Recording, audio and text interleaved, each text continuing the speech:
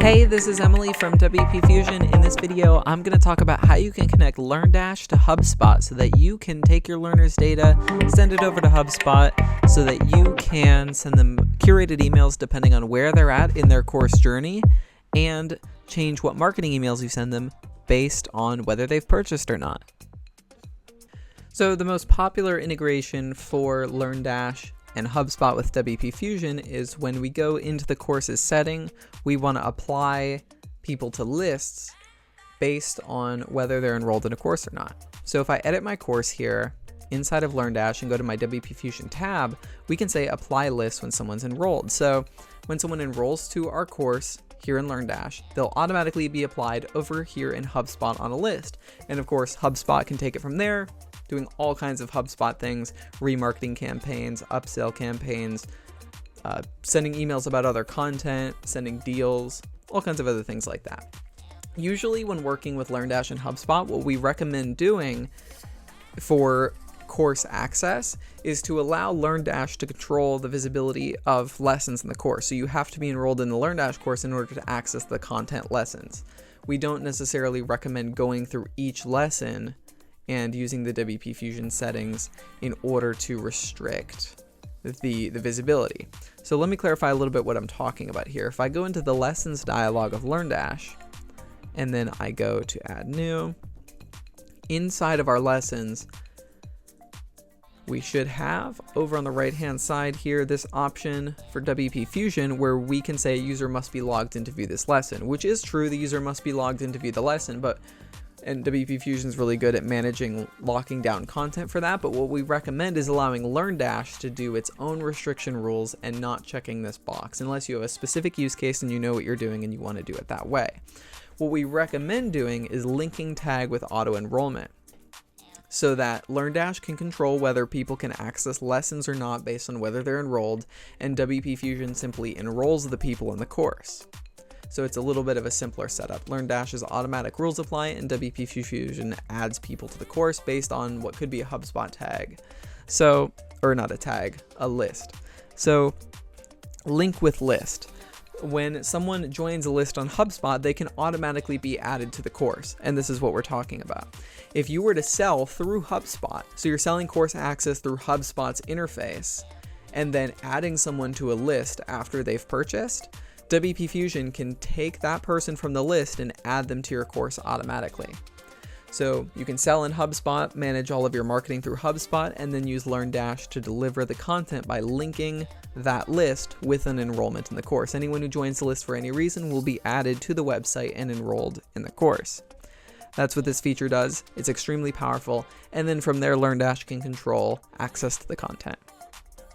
Another really awesome feature is that you can actually change course navigation based on whether someone has access to a lesson or not. Now, I just told you, don't use the individual restrict lesson feature, but this is the use case where you would actually want to do that. If you want to change what the course navigation looks like inside of LearnDash based on what what lists people are added to inside of HubSpot, you can do that. So how this would work, and a use case for this would be if you wanted to have two membership tiers or two course tiers. One course tier is $300 and one course tier is $100. If you buy the course for $100, you get access to maybe 10 lessons. But if you buy the $300 version of the same course, you get access to 15 lessons. So we would do that by using a single course in LearnDash, having two lists in HubSpot. We'd have the one for the $100 people and the one for the $300 people. So two lists in HubSpot, and then both of those lists would be here. So if you bought for 100 or you bought for 300, you would be added to this auto enrollment. So either way, you get enrolled into the course. And then what we would do is go to our lessons, and on our restricted lessons, so I said there were 10 lessons you get with $100, something like that. If you pay $100, you get 10 lessons. If you pay $300, you get 15 lessons, something like that. So there's like 5 lessons that would be restricted. And for those 5 lessons, we would check this box and say you must be logged in to view the content, and you must be on the $300 list to view the content. So that way, the 10 lessons would be available to anybody, whether they purchased for 100 or 300, they're enrolled in the course, they can access the first 10 lessons. But then for those last 5 lessons I'm talking about, those would have this feature turned on, and you'd have to be on the $300 list in order to access those lessons. And then with that setting we're talking about on the course level, we can hide the lessons that the users don't have access to with the filter course steps feature.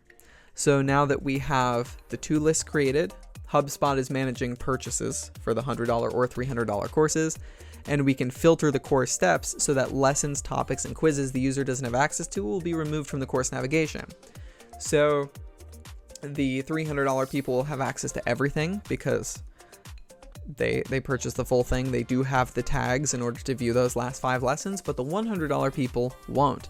They won't see the last 5 lessons when they look at their outline for LearnDash. When they look at the outline on the right hand side, they won't see any of those lessons. That's a really cool feature that WP Fusion has to offer, is that you can actually curate the content that is in a single course depending on what list someone is on in HubSpot.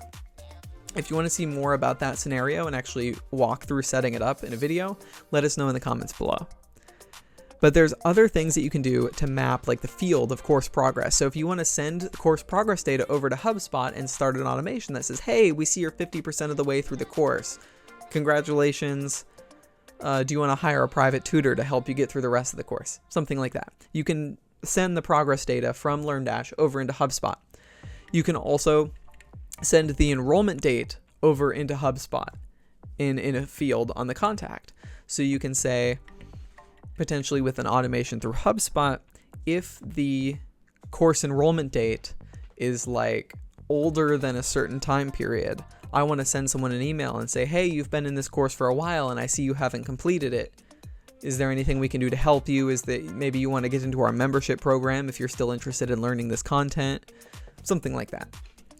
And then there's course expiration date. If you want to say the course expiration date is coming up, you only have 1 week left on your course, you could send that data over from LearnDash into HubSpot and then set up automations over in HubSpot to let people know that their course expiration is coming up and that maybe they need to renew. So those are a few use cases of HubSpot and LearnDash. There's a lot more interesting use cases we could cover, so let us know in the description below if you want to see more about LearnDash and HubSpot. And if you have any questions about what we talked about in this video or want to see any tutorials, full in-depth, full-length tutorials setting these things up. But these are the high-level concepts and most used features of LearnDash and HubSpot powered by WP Fusion.